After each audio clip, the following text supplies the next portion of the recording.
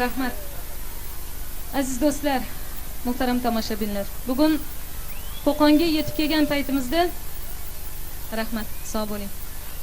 Bizni kutib olgan odamlar menga birinchi bo'lib bitta savolni berishdi. O'yinchingiz bormi, yo'qmi degan savolni. Men savolga javob berdim, bilmadim qanchalik to'g'ri javob berdim. Men Qo'qonga kelganimda hech qachon o'yinchi olib kelmayman dedim. Chunki qo'qonliklarning hammasi xohlagan o'yinchiga dars beradi dedim. Hozir mana shuni isbotlaymiz. Qo'qonliklarning eng yuragida o'ti borlari hozir chiqib o'ynaydi. Ketdik. Mana shu xolam birinchi o'ynaydi. Turing.